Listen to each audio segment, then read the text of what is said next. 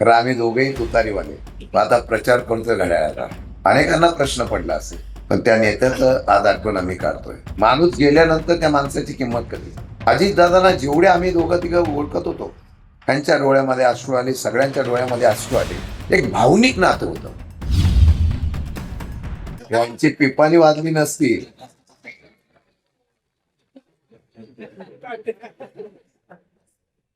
तर तुमचा माणूस लंकेच्या बरोबर तिथं पण शेतकऱ्यांचा आवाज उठवता. पण काही का होईना, संजय घाड्याला कळलं आता पिपाणीपेक्षा आता घड्याळाने बरोबर केलं पाहिजे, म्हणून ते विशाल कांबळे सारखा उमेदवार घेऊन माझ्याकडे आले. खरं म्हणलं तर आज राष्ट्रवादी शरद पवार पक्षाचा अध्यक्ष आपल्या सर्वांच्या आणि पवार साहेबांच्या आशीर्वादाने झालो, आणि पहिली सभा माझी वर्ण्यात होती.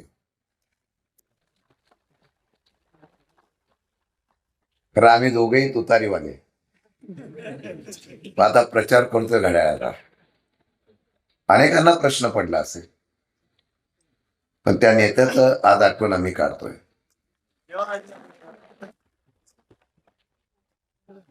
माणूस गेल्यानंतर त्या माणसाची किंमत कधी. हे दादा, मी त्या दिवशी पण बोललो की जो परिचित नाही अशा सुद्धा कार्यकर्त्यांनी चौका चौकामध्ये गावागावामध्ये बोर्ड लावले. हा कर्तृत्वान नेता शरद पवारांचा वारसा घेऊन ज्यावेळेला त्या ठिकाणी काम करत होता ना, तो आज आपल्यातून अचानक निघून गेल्यानंतर अख्ख्या महाराष्ट्राचा जे काही नुकसान झालंय,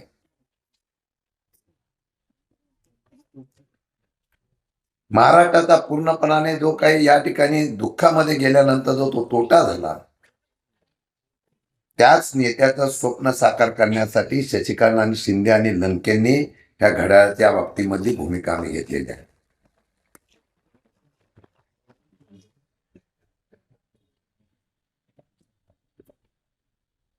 खरोखर काम करणारा एक दादा होता. कामाचा दादा, निर्णयाचा दादा, हुकमाचा दादा, आपला दादा. जेवढ्या उपमा देऊन आपण तेवढ्या कमी आहे. मी त्या दिवशी वर्तमानपत्रामध्ये आणि मीडियाला पण सांगितलं, आम्ही सगळेजण तिथं उपस्थित होतो. अख्खा महाराष्ट्र आला होता, कोणाला अपेक्षित नव्हता. 9 वाजता अचानक कळलं की दादा गेले. नियतीने घात घातला. आम्ही सगळेजण बारामतीला पळत गेलो. आपल्याला दुःख झालं, त्या शरद पवारांना काय दुःख झालं असेल. 86 वर्षाचा योद्धा हा चेहऱ्यावरून दाखवत नव्हता दुःख, पण अंतर्मनामध्ये खरोखर त्या ठिकाणी त्यांना यातना होत होत्या. आणि आज या व्यासपीठावर मी एवढ्यासाठी सांगतो, हे जनतेला कळावं,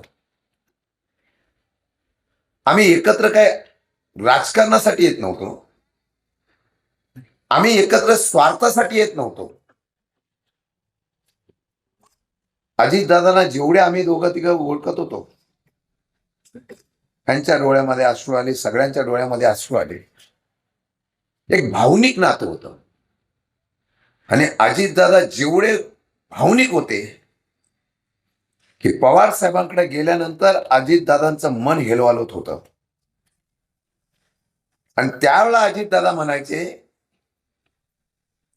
की ज्यांच्यामुळे आम्ही नावारूपाला आलो,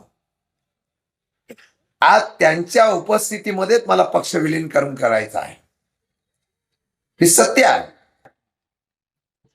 बाकीच्या राजकारणावर बोलणार नाही, पण मनामध्ये एक अशा प्रकारची ज्यावेळेला भावना उत्पन्न होते, त्यालाच कुटुंब म्हणतात.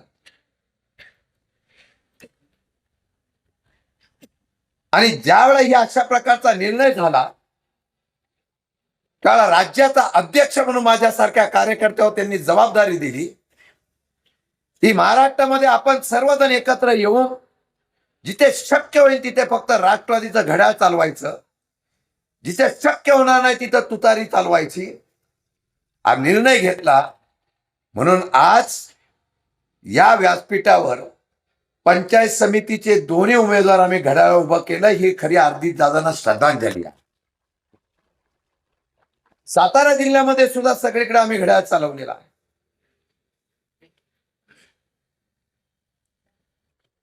आणि म्हणून हे उमेदवार उभा करताना वर्णे गटाचा ज्यावेळेला विचार आला, विक्रमसिंह फडतरे सुद्धा जिल्हा परिषदेला निवडणुकीला उभे राहायला तयार होते. पण नियतीच्या मनामध्ये वेगळं होतं. आम्ही लढवई आहोत.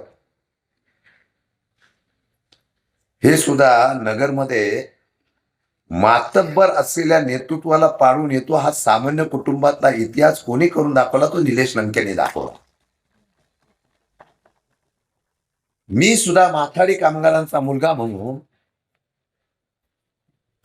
या सातारा जिल्ह्यातल्या यशवंतराव भूमीमध्ये 4 वेळा मी आमदार, 1 वेळा मंत्री आणि 5 वेळा सुद्धा आमदार होण्याचा निर्णय झाला. तो सुद्धा सामान्य कुटुंबातून तुमच्या आशीर्वादातून झाला. ही नवीन गावं जेव्हा आली त्यावेळेला या गावाने प्रचंड प्रमाणे माझ्या पाठीमागे शक्ती उभी केली.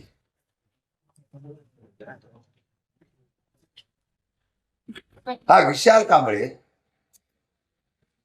हा आंबेडकर चळवळीतला कार्यकर्ता. काय त्याच्याकडे ही मंडळी आली, बोलले की आम्हाला गवई साहेबांनी सांगितलं की आजपर्यंत आपण वेगळ्या प्रवाहात होतो, पण आता परत एकदा पुरोगामी विचाराच्या पाठीमागे राहून महाराष्ट्र वाचवायचा असेल तर आपण एकत्र येऊया. आणि त्या पद्धतीने त्यांनी मागणी केली. मी एका मिनिटात त्या कार्यकर्त्याची मुलाखत घेतल्यानंतर सांगितलं, विशाल कांबळेला आपल्याला तिकीट द्यायचे आहे. अपशिंगे गणामधून तिथं सैनिकाचं असलेलं गाव म्हणून ओळखलं जातं. तिथं क्रांती करणारा एक पुरोगामी विचाराचा सैनिक उभा करण्याचा इतिहास प्रवीण धसके आपल्या सर्वांच्या शिफारशीमुळे झाला.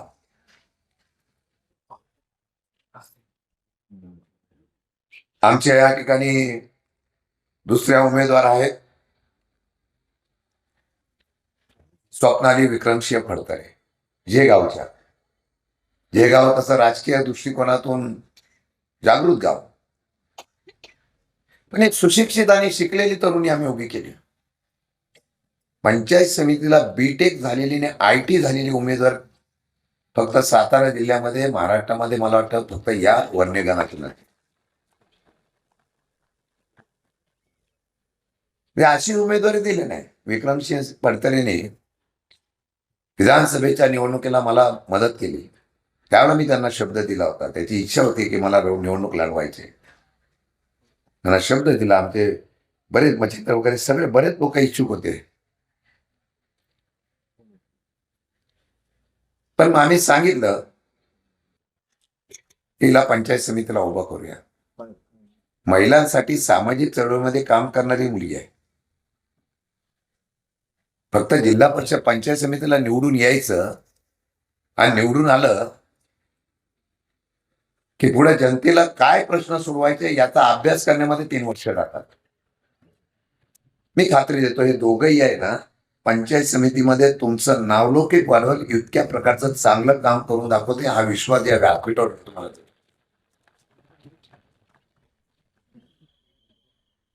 सिटीवर बोलतोय मी.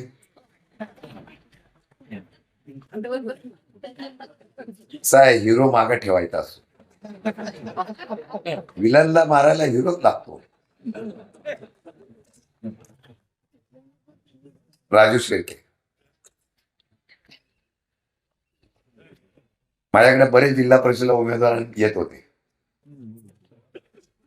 मला बोलले की आम्हाला पाठिंबा द्या, आम्हाला उमेदवारी द्या. मी सांगितलं जरा थांबा, वाट बघूया. आणि आमच्या वर्णे गावचे विनोद वगैरे सगळे आमच्या दादा कांगे दुर्दैवाने नाही आहे, कारण त्यांच्या सौभाग्यवतींचं खरं निधन झालं. ही सगळी मंडळी आली आणि त्यांनी सांगितलं की राजू शेळकेला आपण उमेदवारी द्या. अंगापूर वगैरे सगळी ही गावं फार दर्जेदार आहे. संकेत आहे. शरद पवार या वर्णे गावातून घेऊन गेले का? त्या वर्णे गावामध्ये सगळ्यात जास्त शेती प्रधान गाव कुठलं असं ते वर्ण आहे. अख्ख्या देशाच्या कानाकोपऱ्यात फुलं जात होती. पवार साहेबांना मी घेऊन आलो, इथं येऊन गेले. आमचे आमची माणसे जे आहेत ना, मानसिंगराव पवार, हे पण पवार, ते पण पवार, आणि आम्ही पवारांच्या प्रेमातले पवार.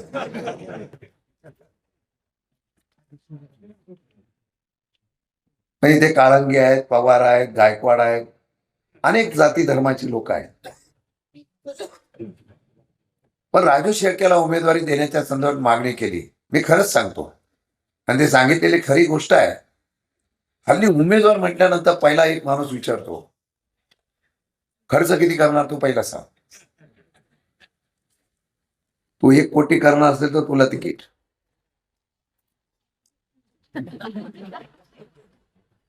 आमच्याकडे कोटी हल्लीच्या जगामध्ये माहिती पडायला लागलेली आहे. आणि मी त्यांना विचारलं तेव्हा त्यांनी सांगितलं की तिन्ही कार्यकर्ते, एवढेच नव्हे, सातारा जिल्ह्यामध्ये राष्ट्रवादी काँग्रेस पक्षाच्या वतीने एक तर गुरव म्हणून उभा केलेला असून्याला, एक पवार म्हणून क्षेत्रमाऊलीला उभी केली. काही नाही, समाजासाठी 24 तास वाहून घेणारी माणसं, परंतु उमेदवारी करू शकत नाही त्यांची खंत होती. पहिल्या प्रथम आपण इतिहास बदलला.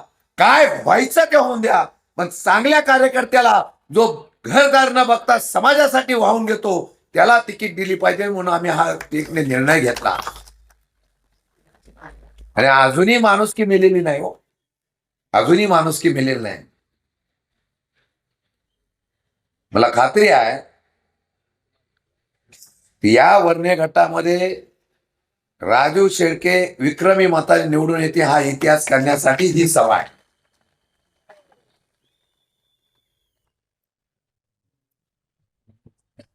कारण बलाढ्य समोर असलेल्या सत्तेच्या बरोबर हलकडच्या निवडणुका तर फार अवघड झालेल्या आहेत.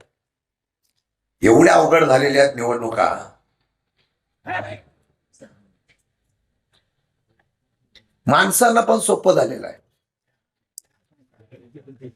तसं कोरोनाच्या काळामध्ये काही लोकांची हॉस्पिटल चांगली झाली, तसं निवडणुकीच्या काळामध्ये नवीन नवीन ढाबे सुद्धा तयार झाले. सगळं बुकिंग फुल असतं. पण ही माणसं साधी आहेत. आम्हाला एवढंच सांगायचं, विनंती करायची, आणि हे महाराष्ट्रामध्ये इतिहास करून दाखवूया आपण.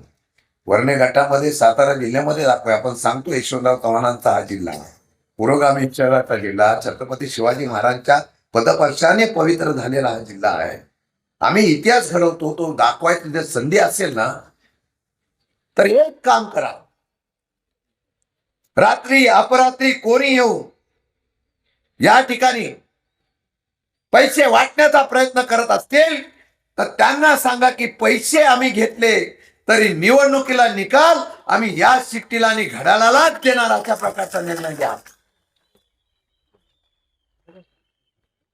आणि आमच्यावर पाटील दुसरे आहेत, आमचे बाळासाहेब पाटील, ते अध्यक्ष आहे जिल्ह्याचे. त्यांच्याकडे अर्ध मतदारसंघ तुमचा आहे, आणि माणूस पण सह्याद्री कारखाना चांगला दर देतोच आहे. या माणसाच्या मागण्या केवढ्या मोठ्या आहेत. 2500 मिळाले, 2700 मिळाले, 33, आणि ह्यांच्यामुळे मिळाले हे अभिमानाने सांगेल. तुमचे ट्रक अडवले नसते, ट्रॅक्टर अडवले नसते तर तुम्हाला दरवाढ मिळाली असती का? आणि आता काही नाही, फक्त बैठकीला बोलवतात, हमी भाव देऊन टाकतात. त्यांनी तर जाहीर करून टाकलं, काय काळजी करू नका, मला फक्त निवडून द्या, 5000 मिळून देतो.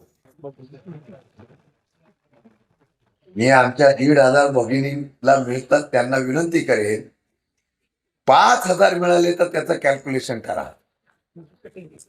आणि लोकांना सांगेल, माझ्या तरुणांना सांगेल, 50 केसेस हात नांगावर, हा चळवळीतला, त्या सामाजिक चळवळीतला. समोरचे उमेदवार मी काय बोलणार नाही, पण लढतायत ना, तुमच्या विश्वासावर, तुमच्या असलेल्या भूमिकेतून लढतायत, म्हणून पाठिंबा द्या. अनेक प्रश्न आहेत, इतके प्रश्न आहेत की ते प्रश्न संपत नाही. वर्णे गावाला 100% मी आमदार असताना जेवढं काम केलं तर आजपर्यंत कोणी केलेलं नाही. अंगापूरला जेवढं काम केलं ते आजपर्यंत कोणी केलं नाही.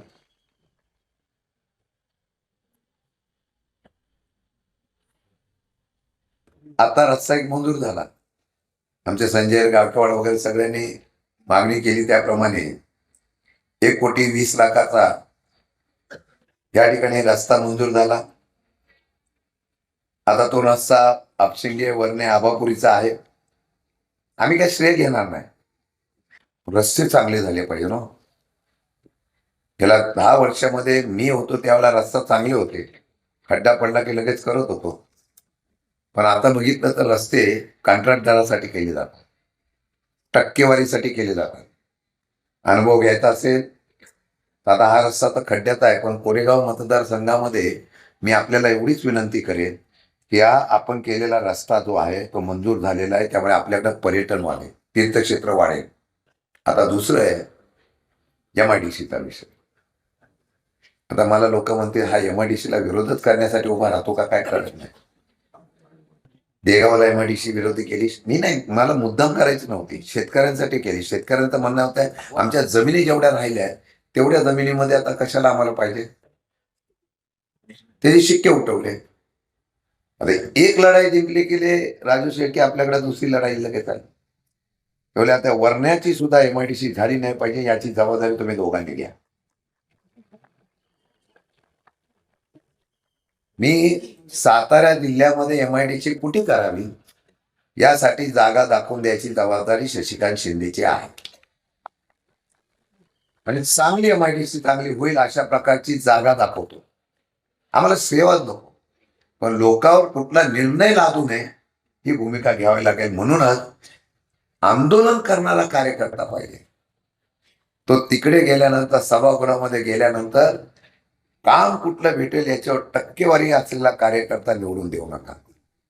मला वाटतं राजू शेळकेला निवडून दिल्यानंतर, या दोन्ही माझ्या उमेदवारांना निवडून दिल्यानंतर 100% तुम्हाला सांगतो तुमच्यासाठी आवाज उठवणारे कार्यकर्ते उभे राहतील याची मला 100% खात्री आहे.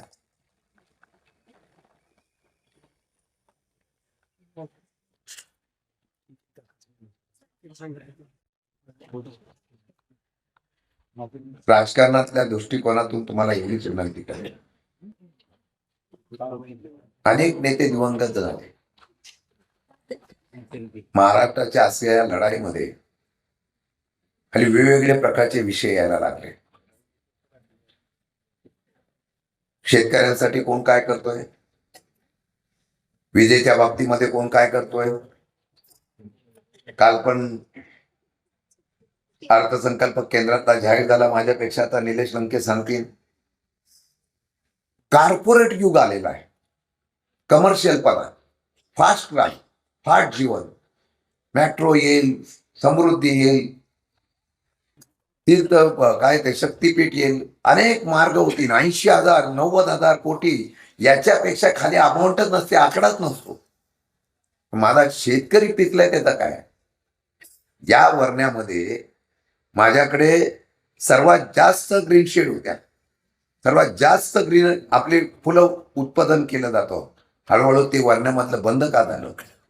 सभागृहामध्ये आम्ही आवाज उठवला होता की त्याला अनुदान द्यावं, पण सरकारने त्याला अनुदान दिलं नव्हतं. ही वस्तुस्थिती आपल्याकडे आहे. म्हणजे 1 दिवसाचं मतदान जे आहे, 1 दिवसाचं मतदान, या 1 दिवसाच्या मतदानावर तुमचं भविष्य बदलू शकतं. सध्याच्या राजकारणामध्ये जी काही हुकुमशाही चाललेली आहे, सध्याच्या राजकारणामध्ये जी काही दडपशाही चाललेली आहे, दलित राजकारणाचा प्रकार पाहिल्यानंतर कधीतरी लोकशाही उभी राहायची असेल तर सामान्य कार्यकर्त्याला निवडून देण्याचा इतिहास करण्याचा निश्चितपणाने प्रयत्न